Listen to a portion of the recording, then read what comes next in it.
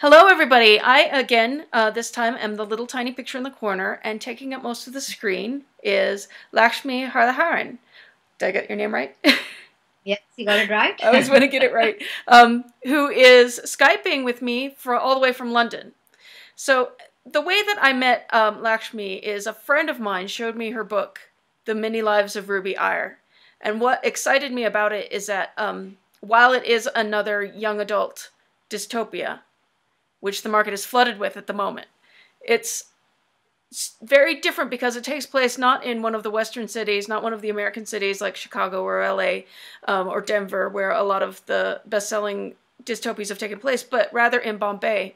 So first off, I wanted to ask you, Lakshmi, what inspired the Many Lives of Ruby Iyer and the rest of this series now that you're working on? Yeah, it's a question I often ask myself, and I think maybe the seeds were sown a long time ago when I first watched Mad Max when I was very very young. The first Mad Max, set in well, of course, set in Australia, but the concept of a dystopian world has always fascinated me, and obviously I grew up in Bombay in India.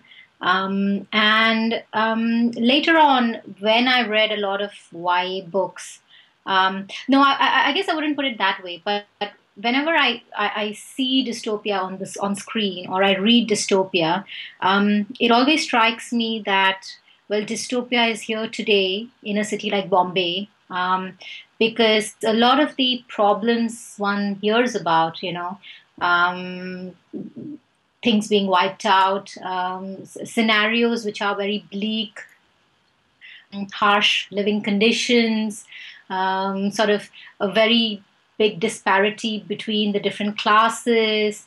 All of it exists today and now in Bombay. And so it always struck me that, I was living in dystopia. I had grown up in dystopia. And so the thought of a futuristic dystopian Bombay was something I've always wanted to write about. And then as I started writing Ruby, with the setting of a dystopian Bombay, it very much became the space of dystopia is today and here. So it's not set in the future; it's set in the today. Mm-hmm. But then it's a book which, as you know, it everything goes wrong in the end. And it's not far from what's happening today in Bombay either. It could go that way where things just spiral out of hand, the lawlessness grows, and the city is destroyed or on the verge of destruction. And so being where I come from, I guess I'm a product of the East and the West in a way. And so when I started writing, it had to be Bombay as a dystopian setting. What I like about the book is that it gives a bit of about the setting of Bombay and even a bit about the history of Bombay, which a lot of us Westerners don't really know a lot about. And like you said, it starts out very dystopian, but at the end it gets even more dystopian. We won't spoil specifically what happens at the ending. But you've laid out enough of the geography of Bombay that you realize that a major disaster and the city becomes quite different. It becomes even more fractured because of its geography. What inspired you to create this character of Ruby? Um, So I guess Ruby was born of a very specific incident that took place in Bombay a few years ago. It was in 2012 when, well, in 2012 there was a very serious rape that happened in New Delhi, which was reported very widely in the media, where a young doctor was raped on a moving bus.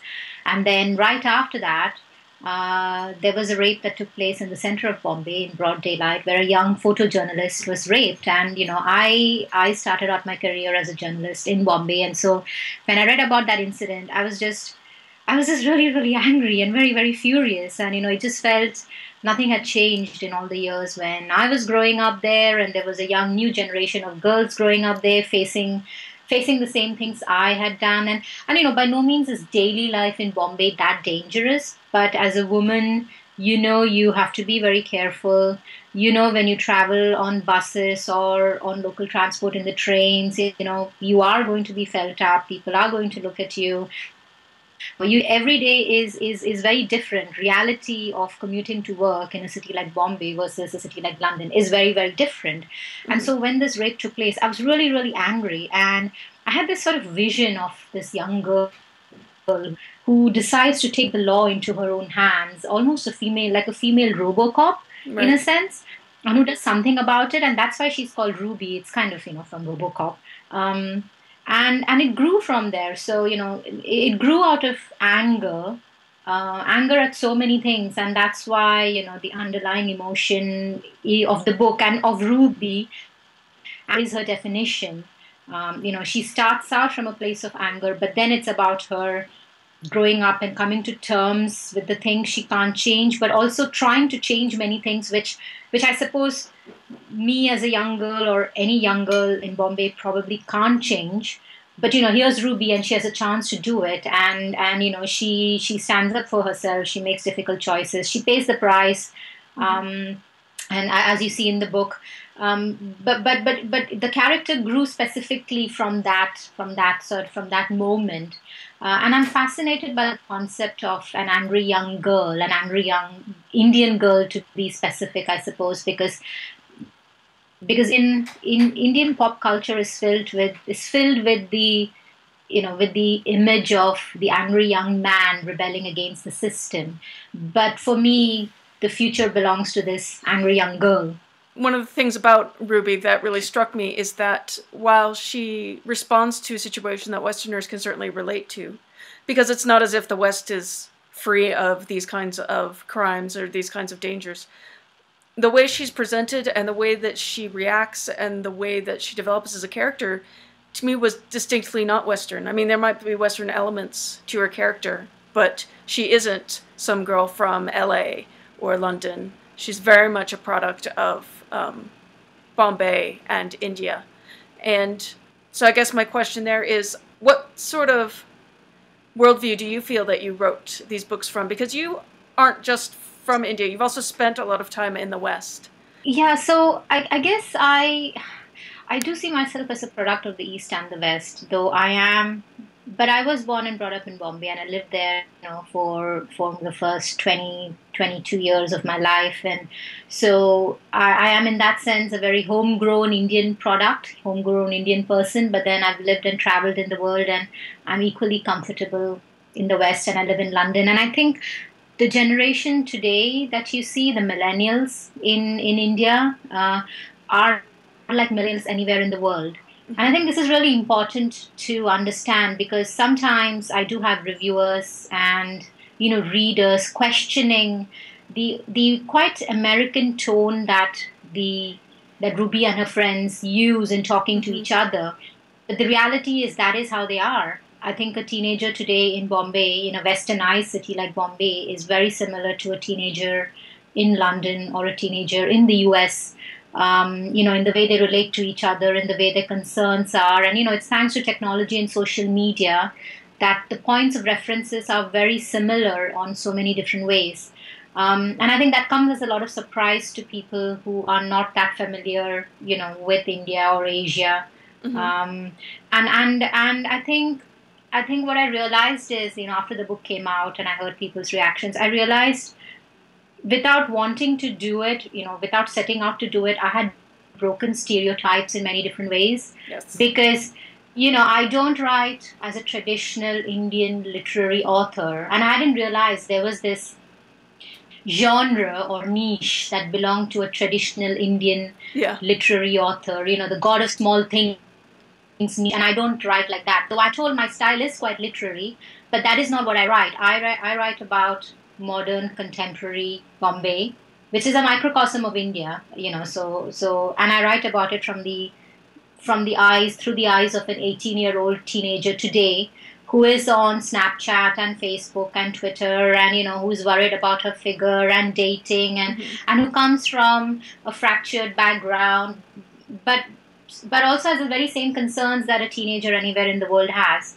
And she is a girl who swears in 4-letter words, which also comes as a very big shock, not only because it's YA, but also because she's Indian. And so, Indian girls, I believe, don't swear in 4-letter words, but she does, because Indian teenagers today do that. Right. So I think I write just for a very, very normal urban, I would say teenager, but it's not even teenager, because I think it translates across. So it's very much, I think, um, it's just in that space of what today is and what reality is in a city like in a big city like Bombay, or in a big city anywhere in the world, and what the concerns are today, and that's what I write.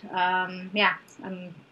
Does that answer? Oh yeah, and the very first scene that opens up, well, like you say, there's a lot of kind of Western diction, and they talk about things that some Westerners like to think we sort of have a monopoly on. It doesn't feel like it's a place here in the United States. It doesn't feel like these are two teens living in New York. Why don't we talk a little bit about Panky, who's one of my favorite characters in the book? And what's clever about it is that in any kind of adventure fiction, there's quite often a sort of a damsel in distress. But you didn't use a damsel; you used her roommate Panky. So yeah, tell us a little bit more about him. I just thought he was great. Yeah, I think he is the lighter part of Ruby. Yes. In a way. He brings out a very different side of her, the protective side of her, the fun side of her, and of course, but again, I do get told that, he's not a stereotypical gay boy. He's not. And I think he has a story there, and, I hope that'll be the fifth book in the series, which is really Hanky's story about what it is to be a young gay boy in modern India, because, there is a story there to be told. But he's very normal, and he's very gay, and he's her best friend, and they get along. He brings out the feminine side of her, strangely. That's Right. what it is. Yeah. Because she's quite a masculine character. She's quite a strong character. But she's not, she's not feminine. But I think with Panky, the situations are such that he brings out that sort of more caring side of her. He's the boy who took her in when her family disowned her or did not pay any attention to her, and so he's the one person who stood by her, and that's because he's a fractured soul himself. Because he's had to grow up with his set of issues and problems, and so it's probably it's almost not a surprise when they become best friends. And then, of course, the whole story is around her wanting to rescue him, which is how then she meets Vikram, and then the story develops and goes through. Yeah. Yeah, and I like how you point out that he does bring out her feminine side. She's like you say, a strong character, and the way that she handles the situation, she does do sort of a lot of stereotypically male, or has a kind of stereotypically male reaction in some ways. Let's talk a little bit about the inciting incident in the Many Lives of Ruby Iyer. And this also will bring in some of the science fiction element of the story. So explain how the whole story sort of gets going, because it's quite exciting. So the story actually starts with Ruby being felt up on a train platform, and then she's pushed off the train platform in the path of an oncoming local train. But then the person who pushes her off actually pushes her out of the way of the train and onto a electricity wire, a live electricity wire, which seems to jumpstart emotions in her that she has kept hidden her entire life. And that's how the story starts. And I suppose, in retrospect, it's a metaphor of the fact that you grow up in Indian society, and as a girl, you're encouraged to keep many of your emotions hidden, and not show a lot of what you really feel, including wanting to be angry and standing up for yourself. This particular, the 10,000 volts of electricity current that poured through her, and which she miraculously survives, seems to jumpstart all of those hidden emotions in her and sets her off on this path of, just following her emotion and following her instinct and doing what she wants, which includes then standing up to the hand which pushed her off later. And of course, the second incident is when Pankaj Panky is kidnapped. And so So I guess I often wonder how much of this book is fantasy, and I think what I would say is there is a thread of surrealism running through it. There is so it's set in the real today, but yet it's not. And I think as the book progresses, that becomes more and more evident. Ruby surviving those 10,000 volts, the city getting destroyed around them, and finally towards the end of the book, the sort of the geographical significance of the book of the city comes out. Mm-hmm.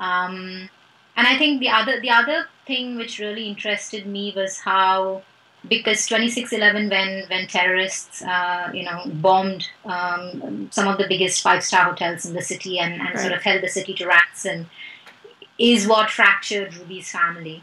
Okay. And as it comes out in the later books, it changes her life in many ways.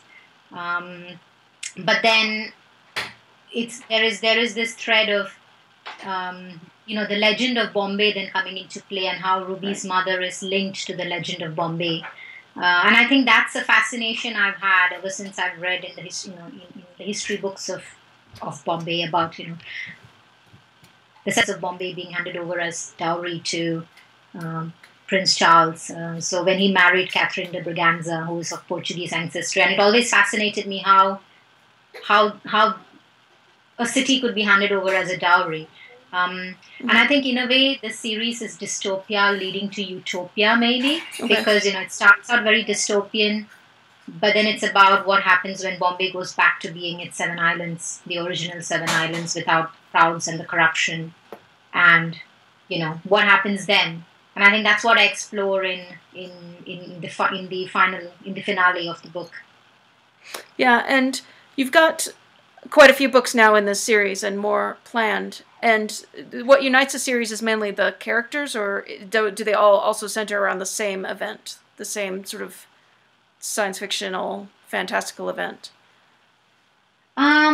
Both. So, the main characters do come to life. They play out their stories in the final book.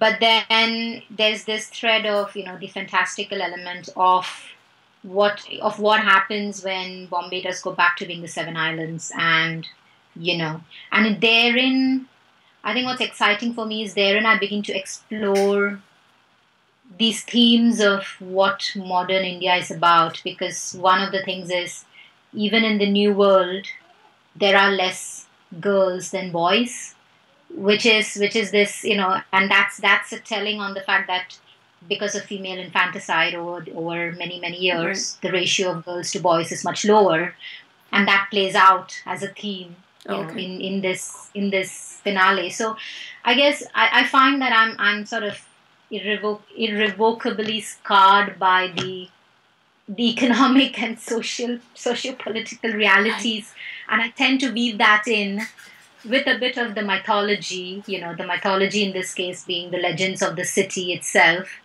But then I tell it all through the eyes of a young 18-year-old girl and her friends, and that's what makes it quite contemporary, and quite relatable. Yeah. And I think one of my favorite things about the book is the superpower that she gets. So part of what makes it a fantasy or science fiction is that when she gets thrown onto that live wire, she isn't killed, but instead she gets a mark on her body that you call a lightning tree, which sounds like it's sort of a fractal pattern on her back. And it does quite a few things. I'm not sure if we even see everything that it does to her in many lives, but one of the first things we see is it gives her the super strength and, the ability to, climb to the top of a bridge and all of these things that are sort of more of a superhero kind of set of skills that she didn't have before this happened. So it isn't just that she figuratively gets awoken by this experience, but you also make it quite literal with it giving her these superpowers. What inspired this particular set of powers? Because I think the powers that we give to our main characters are usually a response to whatever we feel is happening in the world, something that we feel maybe the world needs or that the world has created. What inspired you to make her strong in these particular ways? Yeah, it was, I think it was a metaphor of giving anger a face, maybe. So the lightning tree was very interesting, and I cannot, it's that's how I wrote it. It's not something I planned. It came out as the lightning tree, and then it made a lot of sense to have, you know, the lightning tree on her back is, it's a scar, it's a tattoo, it's a physical reminder of what happened to her, and it empowers her. It's almost like the universe has given her the permission to go and be herself, and that's what the lightning tree stands for. And as I wrote it, it became, it sort of became, so every time with heightened emotion, the lightning tree sort of, pings. She draws her power. It's her own beacon in terms of what's, when something goes wrong, it sort of, it lights up, and she draws energy from it, and it's almost going on a high with that. And then, and then she follows her heart, and she follows her instinct. And, if it means, killing somebody, she does it because that's what she wants to do. And, there's nothing holding her back. And I suppose that's where it becomes quite fantastical in its approach. It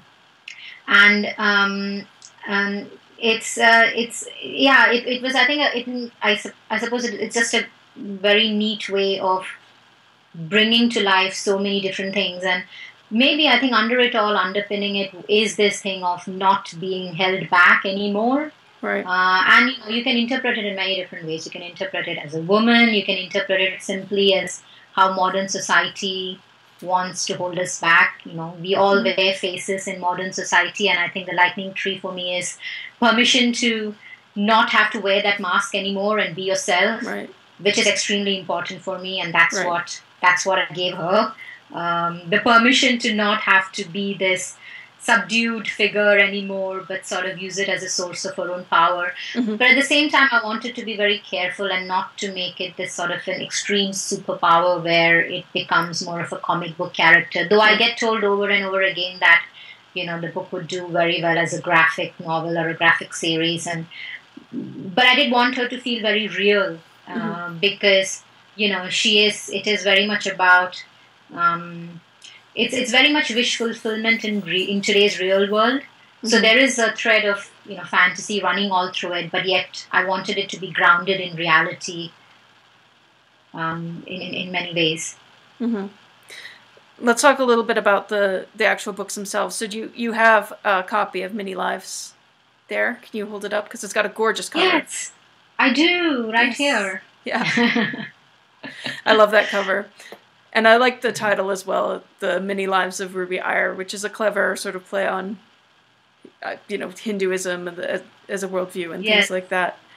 Let's talk about the history of the book itself and how it was published. So you started writing relatively recently. So I published my first book in 2012, and this one came out last year, 2014. So with Ruby, it's been when I first started writing it, I actually started writing her as a series for a local website in the UK, and it became quite popular. And at that time, my agent pitched it to Amazon, who were quite interested in taking it on. And so, I actually wrote it for an Amazon imprint. It initially was published for an Amazon imprint, but later on I found it was probably, I'm not sure what that did, to be honest, being published for an Amazon imprint. But essentially, I took it on after that myself, and I actually got a local Indian-based distributor called Read Out Loud, who then helped get the book out onto shelves across India in print. So it is available on bookshelves across the country in India. And other than that, it's on Amazon. So it's very much a hybrid model, I would say. Right. It's yeah.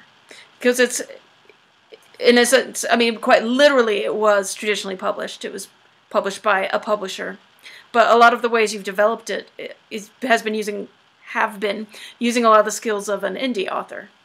You've done a lot of your own publicity and a lot of your own management. Yes. Yes, well, almost 99% of it is, I think, as an indie author, and everything from the cover you see to the editing to the distribution. I think it was very interesting for my agent, who is she only has traditionally published authors, and she often tells me she learned a lot from me from that process. And while this particular Amazon imprint didn't come through, I'd say, for us, but it led to really opening her eyes on this whole indie process. And I think for me personally, I think the future is therefore somewhere as an hybrid, somewhere where you take the best of what the indie publishing world has to offer, which is I think a lot of flexibility, the ability to develop, take feedback, and grow. And I think specifically the marketing, which I think indie authors are very savvy at. But then what you get from traditional publishing is really the distribution. I think the getting the hard copy out on shelves around the world, which I still believe in, and I think ultimately you need the two. It needs to be a very 360 approach, as we say in marketing, and that's what works. Yeah, it's because your background is marketing. So why don't we talk a bit about your career sort of to date? Yeah, so I actually have run in television marketing. So I worked with MTV. I started my career with MTV in India, then worked in Singapore and Hong Kong, and then with NBC Universal for a while here in the UK. So I have a TV marketing background. But I have also been, I will say, very fascinated by content in the online space, and specifically social media, which, and content in social media. So in a funny way, I find my professional and personal careers are merging, because it's ultimately all about getting the right content out in the online space and then marketing it in terms of visibility. And the challenges are the same, I think, whether you're an indie author or a big brand, Yeah. And so I often find the learnings from one I can use in the other, and it's nice when they sort of dovetail. Well, and Blackgate readers should be quite grateful for some of the work you've done. You helped launch the SyFy Channel in Europe, did you not? Yeah, I did actually. Yes, I did, and it was very, very. It was probably the best time for me, because getting to work on the SyFy Channel, helping to launch it across Europe, and and SyFy has a very interesting segmentation study that they did, and I recognized myself in that, which is how I sort of came to know I was a sort of sci-fi geek person.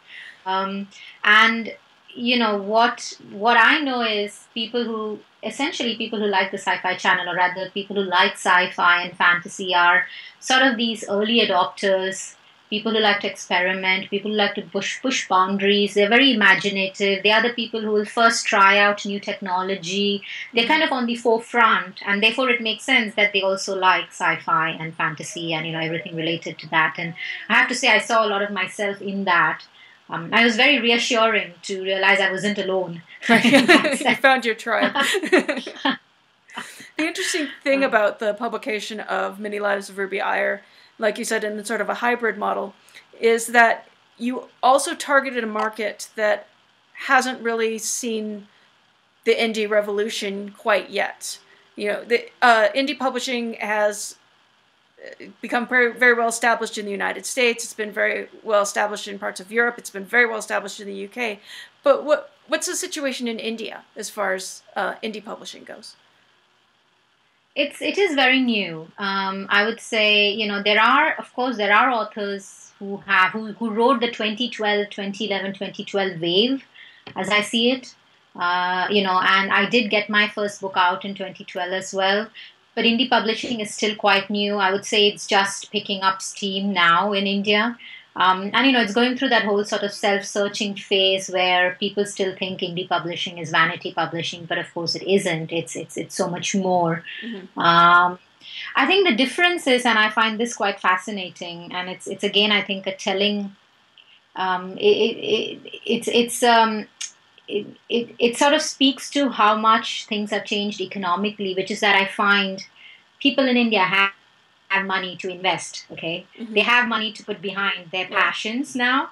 And so for a lot of these indie authors in India, it's all about they'll put out the money just because they want to see their name out in the book and they want the books out on the bookshelves. Question for me is how many of them will then go on to actually pursue real careers as authors. And maybe this is not just not just about India. Maybe this happens everywhere in the world. Yeah, I think it does. But it then leads me always to this bigger question of, well, why are you writing? Are you writing just to be known as a author or a best-selling author whose book is now in the bookshelf, and then you're happy with it? Tick that thing off your list and move on in life. Or are you writing because you want to write and there's something more to it, because you want to find out more about yourself and your inner needs and persuasions and desires? And so I find it absolutely fascinating in terms of what's happening out there.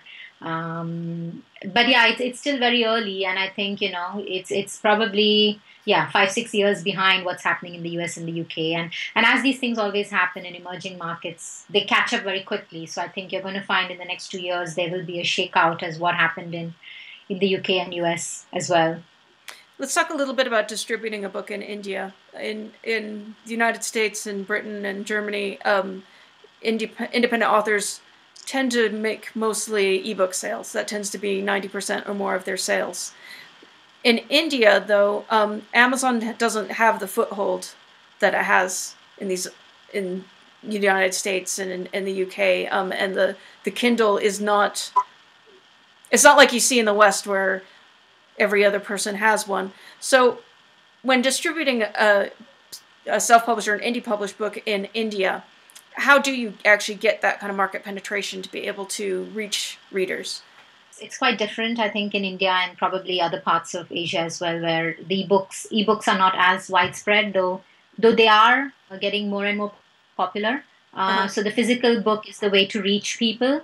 And so in my case, I actually teamed up with a young distribution house, a young publishing distribution house, which was coming up, and they took the book on board and they pitched it to one of the second biggest distribution chain in India, and that distributor then helped get it out, across the key bookshelves. And I have to say, I hustled. I used personal contacts, and through people I knew, then approached one of the biggest retail chains in India, and then they looked at the book and agreed to stock the book as well.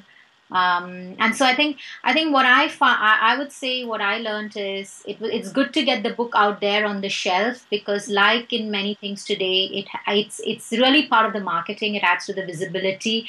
I'm not sure how many people buy the book on the spot, but then they see the book in the bookshelves, and then they might come back, see something on Facebook, and then decide to order the book online. So I think, as I said earlier, it's good to have that physical presence. And I would say that probably goes for anywhere else in the world, though I know in the UK and the US it's probably a lot more competitive to get your book out on bookshelves. But if you can, if we should as indie authors, but it's more from a visibility standpoint than actual sales standpoint. Let's talk a little bit about Read Out Loud, because one of the people behind it is our mutual friend, Ritesh Kala, and I think it's a very exciting business venture he's got, so let's talk a bit about that. Yeah. So Ritesh and I actually connected when I brought out my first book in 2012, and he read it and reviewed it and really liked it, and we've been friends ever since. And I think Ritesh has been So he comes, as you know, from a financial consultancy background, and then last year in 2014, he actually set up Read Out Loud with his business partner Mukti, and they. So what I like about their approach is they actually read the books that they are going to distribute and market, and they only pick up books that they like, and that authors that they believe in, which should be normal, but I don't think that's always the case. And so they have been reading and following Ruby from the very first draft, and I would say they love the concept of Ruby, and they love the book itself.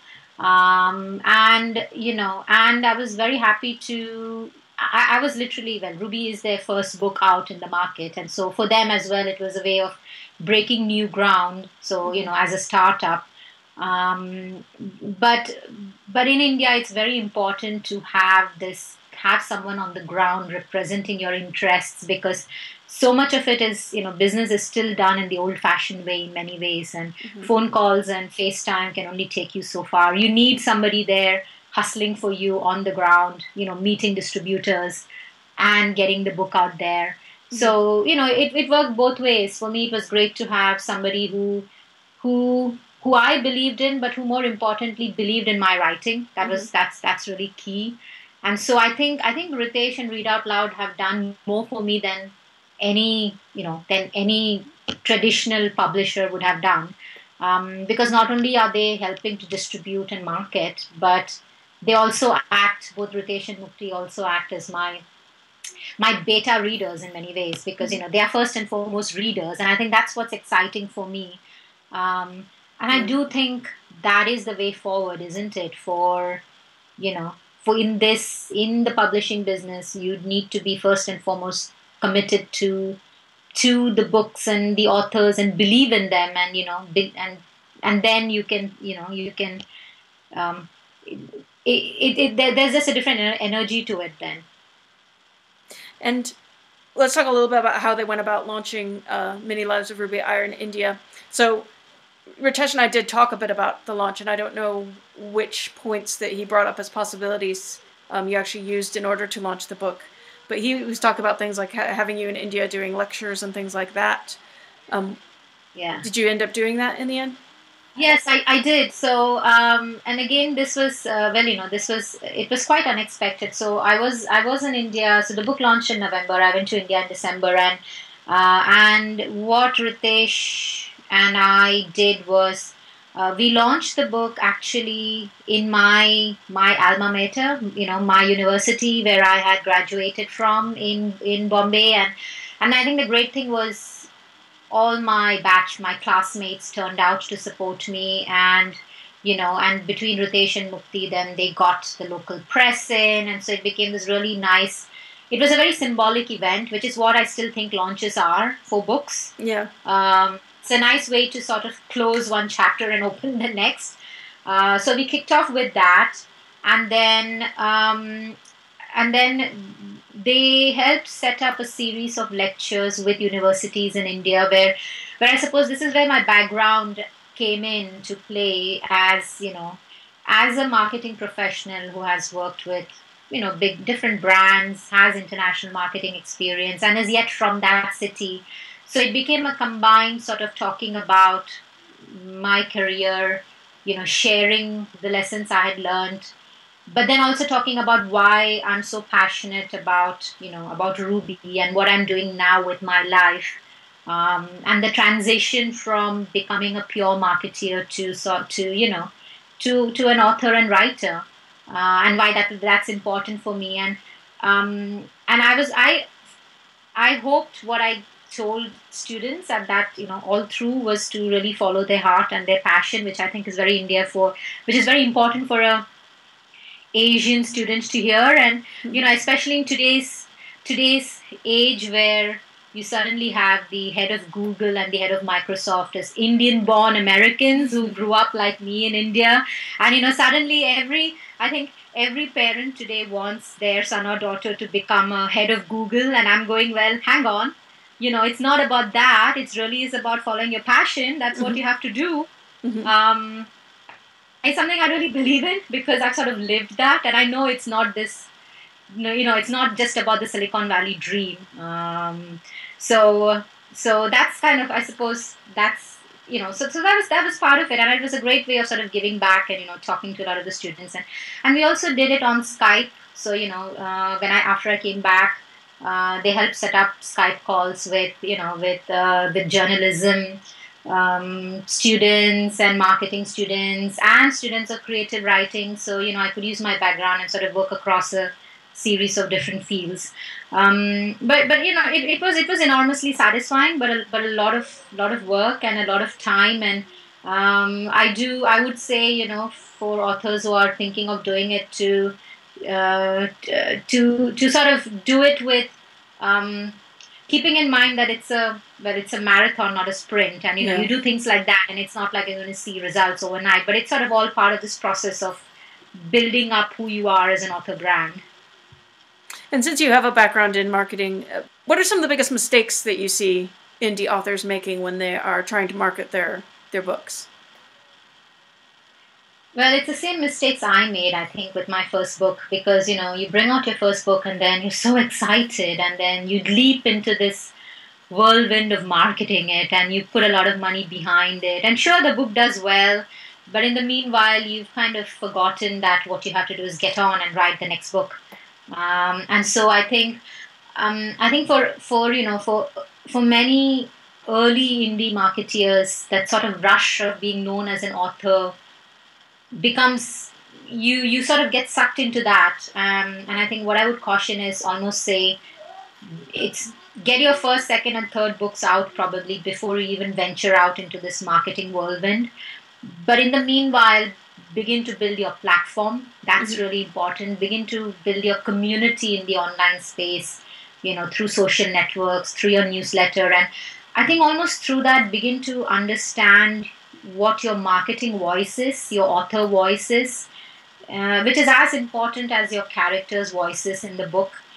Because it really isn't about going out and telling people, well, this is my book and buy it. And I don't even think it's about sharing your writing process, which I think a lot of indie authors do. I think it's bigger than that for me, because it's about sharing your beliefs and your value systems, in so many different ways, in the pictures you take and share, in the articles you share, so sort of bringing that voice alive, and helping people understand you, because I think if readers understand you as a person and like you as a person for what you're saying, chances are they like your book. And you have many other authors and of course who have done this quite successfully, who probably were, say, bigger stars on YouTube first, or bigger social media stars before they venture out into writing. And for me, it goes hand in hand. I think you need to find that sort of voice and find what you want to say, and build that platform while you're writing your books before you venture into the more sort of paid marketing space, which is your ads and your BookBubs of the world. So yeah.